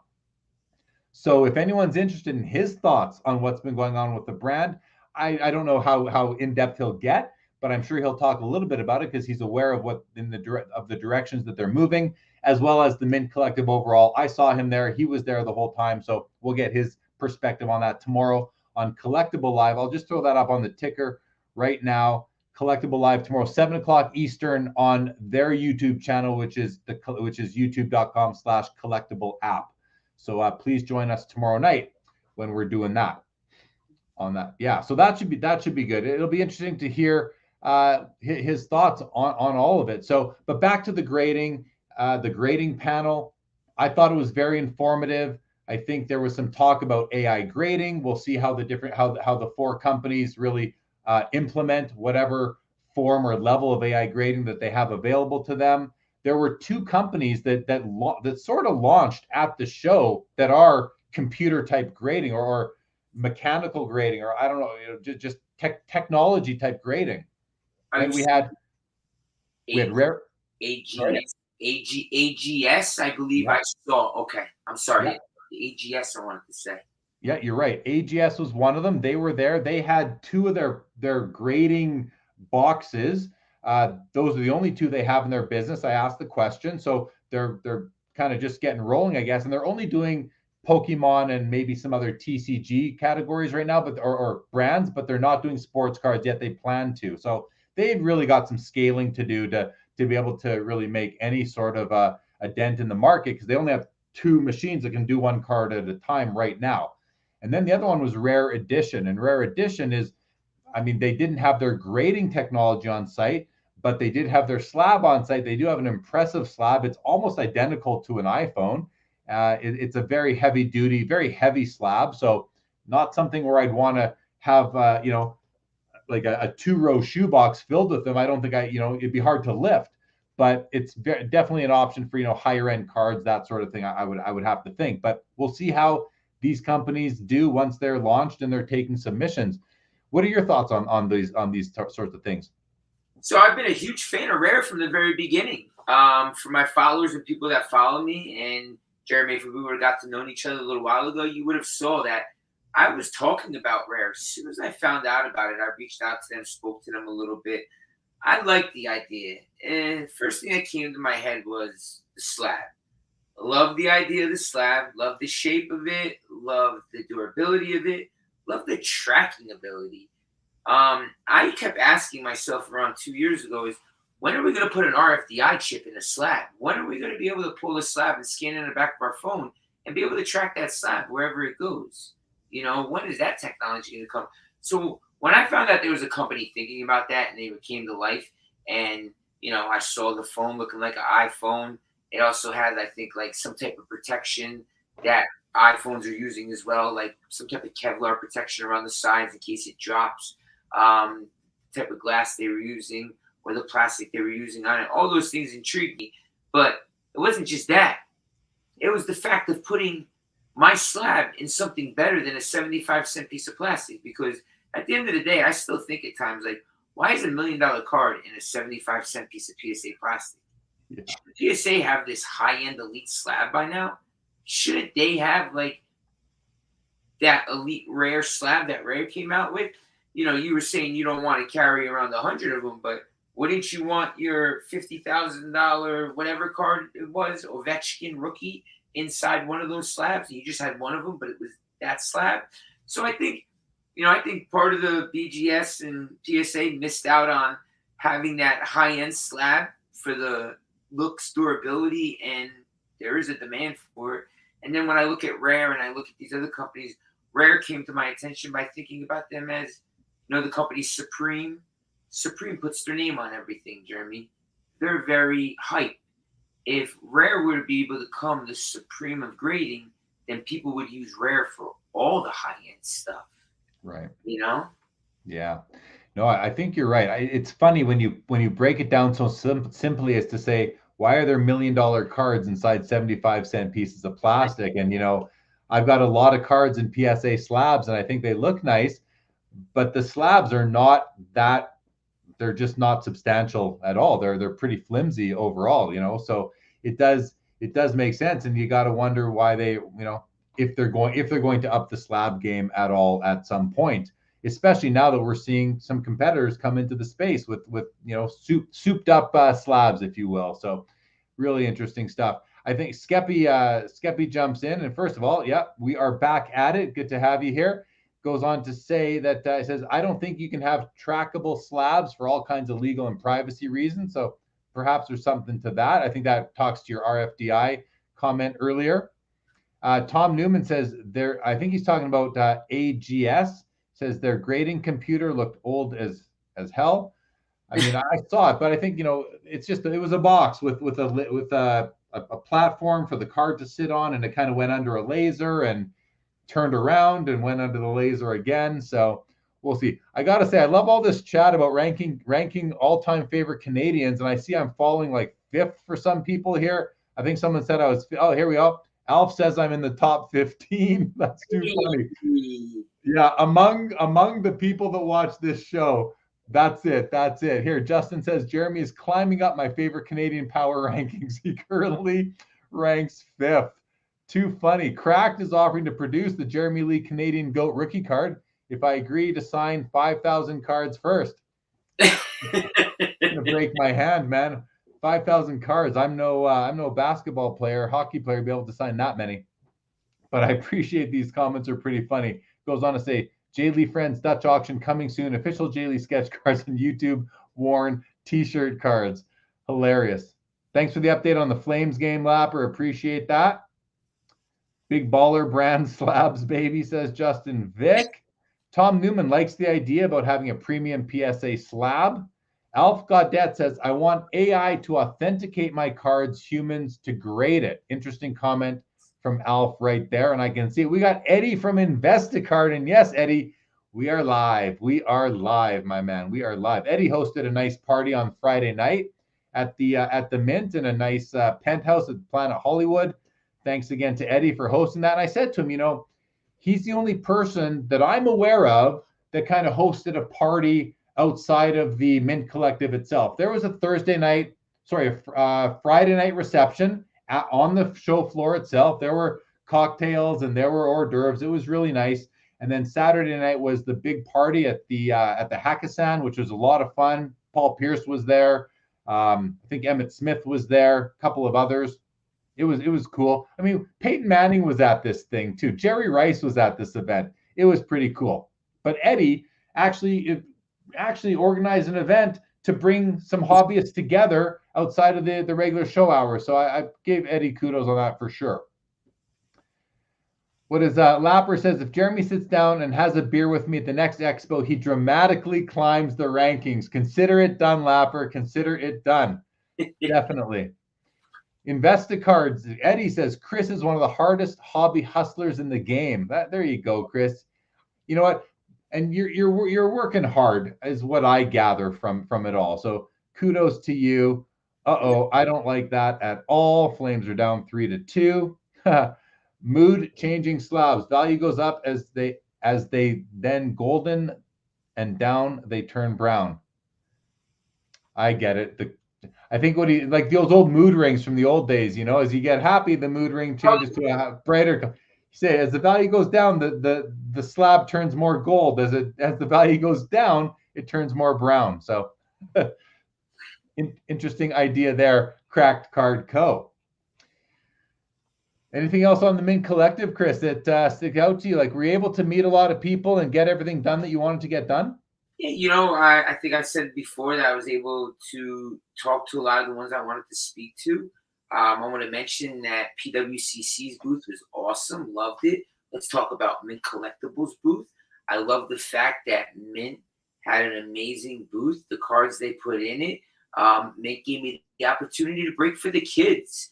I was able to go to the stage, and there was wax that was donated, and I was able to go round up kids at the show. I was able to take another break friend of mine by the name of Michael, DR Rips, and Daddy Rips was able to come on stage with me. We were able to break cards for kids. It was amazing. We had a whole group around us. I was also able to fill in and do some of the Grail chase, and, you know, it was kind of spontaneous real quick. I was walking by, needed a little help. So I got to break for the Grail chase a little bit. But collectibles, eBay's booth, amazing seeing that. Let's talk about Whatnot's booth, having the breakers up there breaking, providing the show, the claw machine. The kids loved it. Going up, grabbing the blaster boxes. Just overall, everything, you know. It was all the right mix. I believe they thought how to strategically put everything in the right place. You could tell eBay was the big front and center, the big, you know, and then collectible in the back. Like, I just loved it. Everything about the show, you know. I came away from the show feeling enriched of the hobby again, feeling re-energized, feeling like, yes, this is why I'm doing this, you know. So it was a great thing. It's interesting. You know, you mentioned you came away feeling sort of reinvigorated or even more energy for the hobby. And I think someone said to me at the Mint Collective, someone who I would trust to know that to give me a good sort of assessment of the statistic I'm about to tell you. But he said to me that he would guess that 95 of the top 100 people in the hobby were at the Mint Collective. So obviously that's going to be a subjective list, and everyone might have a different list and ranking and all that, but that doesn't matter. The fact, just the intention, the point of that comment is that the Mint Collective was like everyone was there. Obviously not everyone was there, but so many people were there who are influential in the hobby, whether it's, you know, content creators to CEOs of the companies in the space, to high-end collectors, to top-end dealers and vendors, card single slingers, you know, that kind of thing, to breakers, to LCS owners. Like the hobby was so well represented at this thing. I think that you know, a lot of people going into it who weren't planning to go. I heard a lot of comments like, oh, why don't, you know, there's all these panels with all these people on these different panels. Why do I need to go there? I can see everybody on YouTube. Well, my response to that is, not everybody watches the same YouTube programming that you watch. Not everybody is engrossed into the hobby the way a lot of us are, right? We're not all immersed into it to the same degree.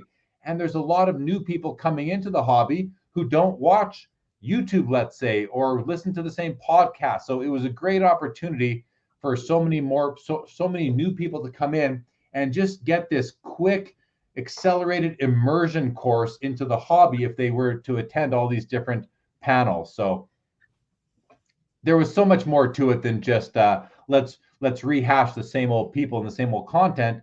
There was the panels that I sat in on were extremely interesting. The ones that I moderated one and I participated in another. And even the one I participated in, I was sitting back just listening and learning from the other participants on the panel. The one that I moderated on, got to meet those people. Eric Myers was on. I've known Eric Myers, but we had Leighton Sheldon on the panel that I was on. I'm aware of Leighton Sheldon, but I'd never really met him. And now it's like, this guy's awesome. I really enjoyed having him on. And Cage from Lucas Tigers and Bronze, Cage Lawyer, as he's well known. I do have his real name. I think it's Matt, but he might kill me for outing his name. But you know, a great guy and someone with a ton of personality. It was a great discussion. I was just like listening to what they were saying, to all the different questions we were talking about. It was very interesting, is my point. It's not that it's, you know, there's something there for everybody, I would have to say. And moving forward, they're just going to make it better and better because they're open to feedback, and they've already been soliciting feedback. So you planning to go next year? Absolutely. I think next year is going to be even bigger and better. I think there was a lot of FOMO. I think all the people saw how much fun we had and how much connecting there was. I think next year you will see the 99 and the 100 in the hobby there. I like that someone said that. I get what they mean by that. Yes, Jeremy, there's a few people that obviously were not there that couldn't make it for some reason that belong on that list. But when someone says that too, that there was 95 of the 100 most meaningful people in the hobby that were there, that like to belong there, I believe that statement was true. I believe that, yeah, that was the in place to be. And the ones that took opportunity got there. And I think everybody was happy that they were there and recognized that, you know, hey, wait, hold on. This is what I think happened. I think when people started finding out who was going, a week or two prior to it, a lot of people started going, Jeremy. I think that took place. But yes, I'm going to go next year. I think it gets bigger and better. I think they knew exactly what they were doing. They performed a great show. I like to see it again in Las Vegas, same hotel. And just, you know, continue to, hopefully the experience can stay relatively, I'm going to say small, but, you know, being able to access everything the way you were at this, I hope that stays that way so others can enjoy it. But yeah, I'm definitely going to go again. I'm the collective. I loved everything about it. Yeah, same here. I sure did too. Okay, we're going to go through some comments. We're coming up on an hour 40, so we'll go through a few more comments and then we'll wind this down. So but we have a lot of comments I want to get to. So we're going to start with this one right here.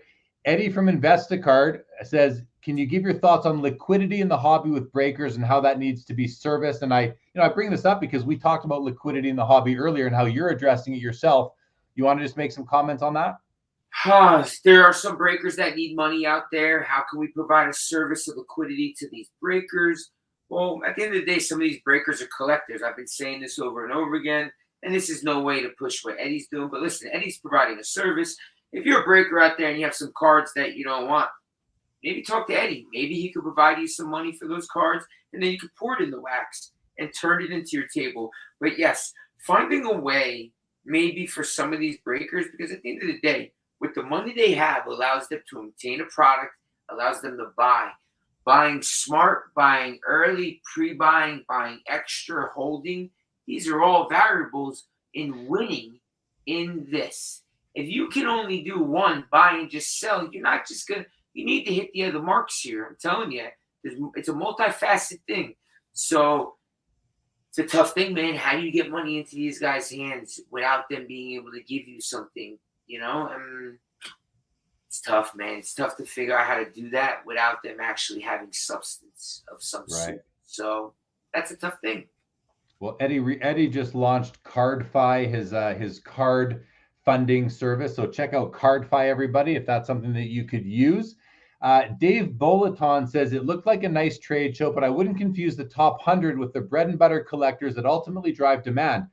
Yeah, nobody's making that confusion, Dave. What you're saying, that's basically the same thing as saying, you know, you look at the Forbes top 100 business people, or never mind, you look at the top 100 people in professional baseball. That list comes out every year. I don't think there's a single fan on that list. So it's a completely different thing. You're missing the spirit of it, if, you know, with a comment like that, Dave. But I understand, and trust me, we should never, ever undervalue the importance of us collectors, because without us, those 100 people mean nothing. They don't have a job. So that's, there's no confusing that. The comment was more about the people who are at the top of the industry and providing the products and services to the industry. It had nothing to do with the collectors.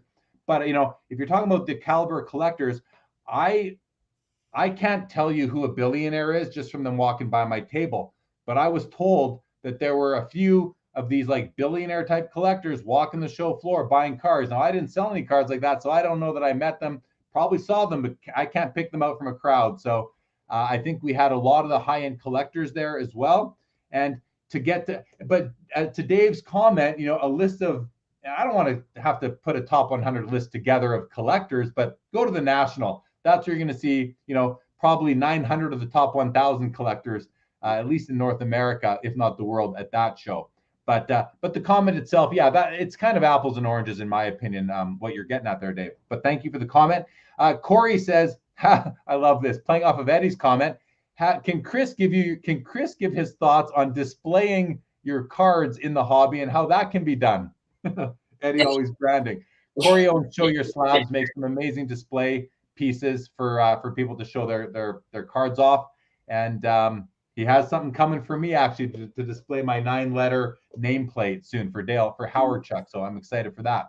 But how about you? Do your customers ever do you ever get into the supplies game or the display game, or are you simply just the cards, Chris? So I've been very good friends with Corey. I love what Corey does. I love the displays he came out with. I have one of them. I love that opportunity to display your card. At the end of the day, we're collectors. We want to show these things off. What's better than being able to do that? So him capturing that space, seeing that space become relevant, I love it. Seeing the little stand-up display, his other buddy with those, I love those. I like it. I think that we all recognize that it's there, and there's like it, and it's something that I think every collector needs, a way to show off their card or something. So it just comes down to how you're gonna do that, like a wall type of stand like Corey makes, or he does all types of things. Now look how he introduced the player into the back, or the different ways he can, lay the card on the plexiglass.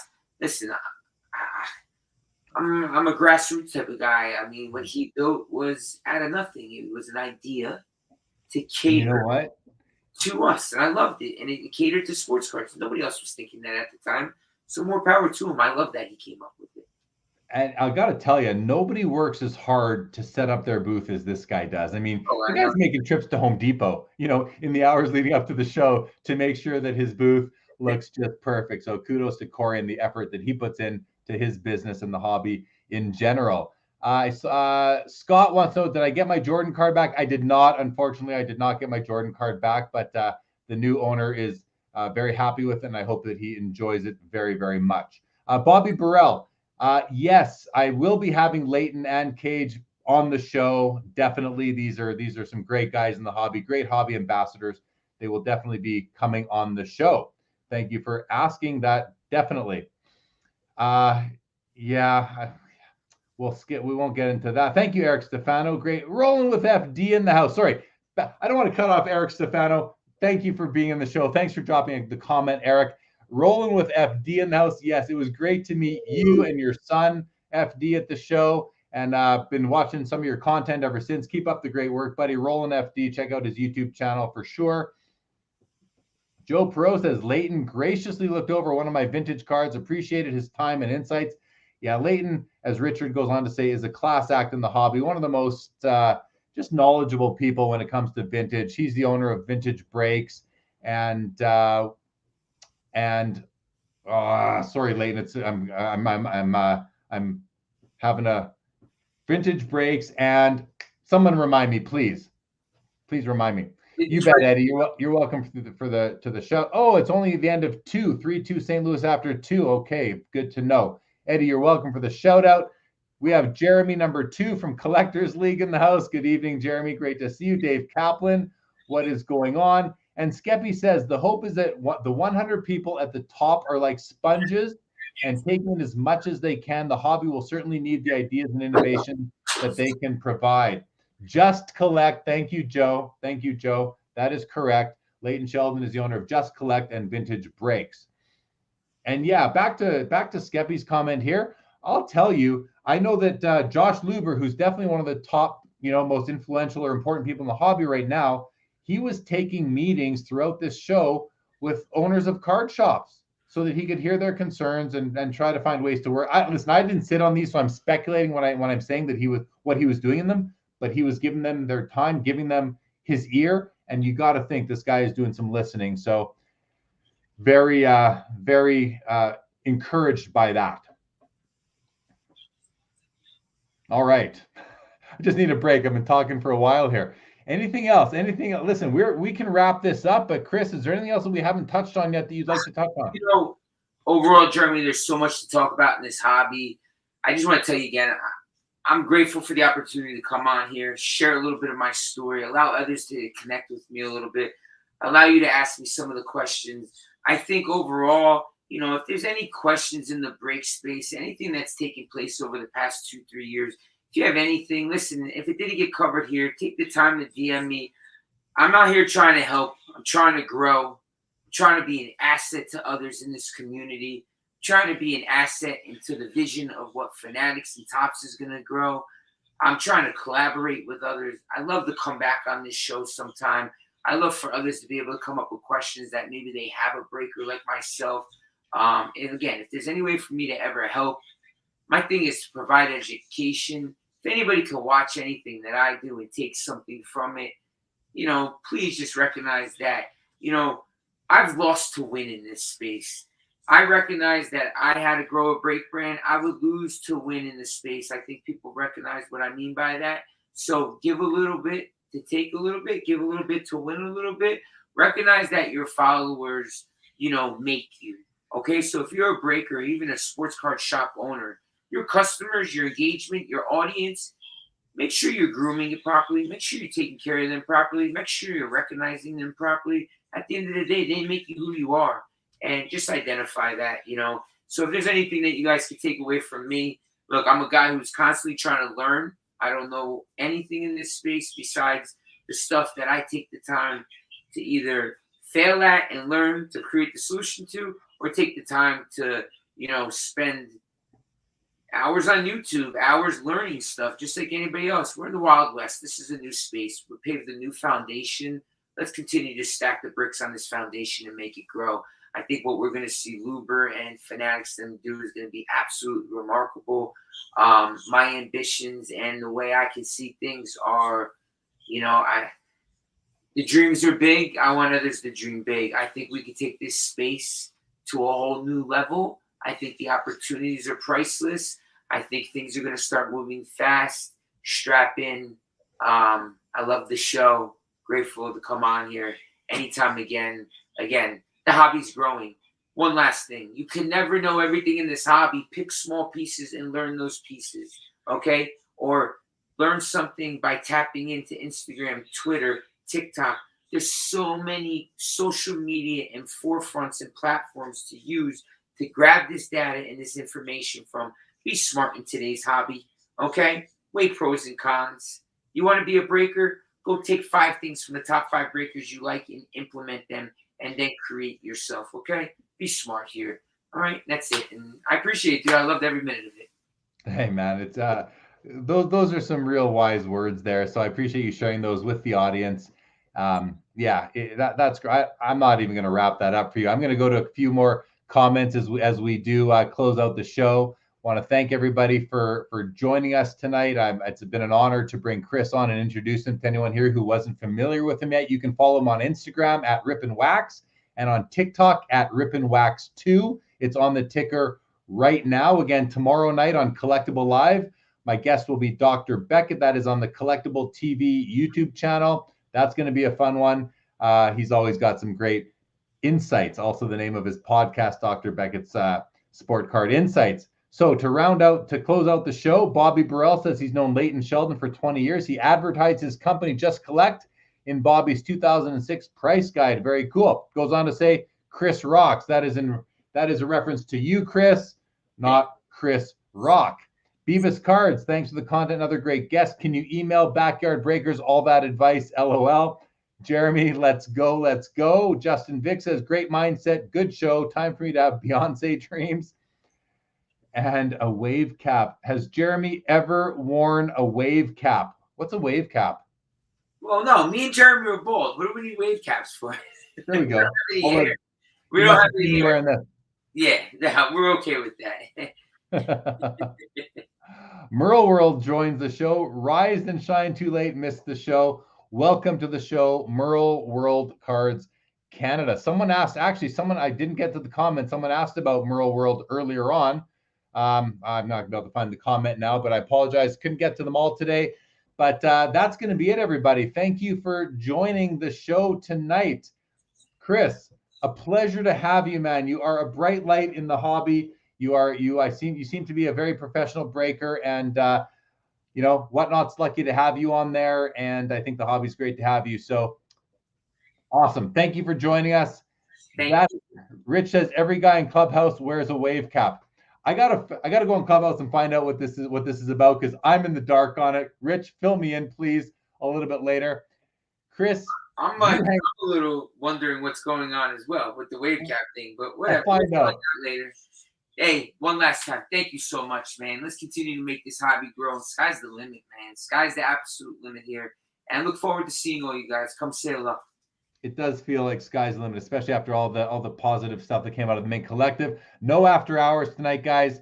We'll see y'all next week, maybe, because as I said at the beginning, I do have a party I can't get out of next Saturday night. So we'll see if we do an alternative night instead.